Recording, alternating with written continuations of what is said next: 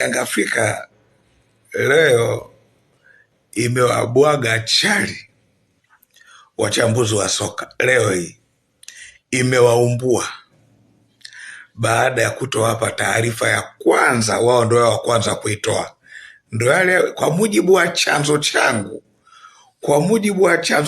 Leo watu wamekula kichwa leo wamekula kichwa. Young Africans kumrejesha Moalin ni uzoefu wake kutaka utulivu kwenye eneo zima la benchi la ufundi ili kuweza kupata utulivu na kurejesha saikolojia,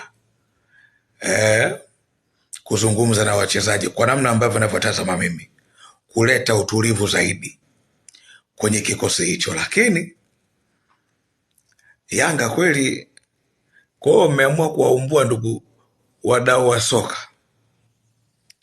Hakika nimeamini Yanga chini ya viongozi hao haitabiliki. Inakuzalilisha muda wowote na utoaminika tena. Ndicho kinachoendelea kwa sasa. Watu wamenyimwa exclusive, wamenyimwa. Leo watu wamepigwa KO leo mjini hapa. Lakini hata kama ukipigwa KOs, huna haja kwanza kuwa kumaindi. Huna haja kumaindi. Yanga wamepiga mtu KO mjini hapa. Kocha Pedro, Yanga leo ingemfukuza, ungesikia. Kwa nini imemfukuza Pedro? Imemfukuza Pedro kwa nini?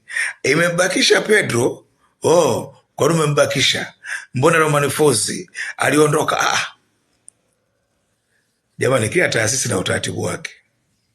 Kwa kama kuna timu nyingine anafukuza, hebu ngoja tuache Yanga tuone wao wanasemaje. Kwa nini wamefanya maamuzi haya? Kwa tuachiwe timu yao bwana. Lakini wachambuzi, mkinyimwa exclusive, kausheni. Sio mwanzo kununanuna hapa. Mambo ya kihuni kabisa. Hovyo.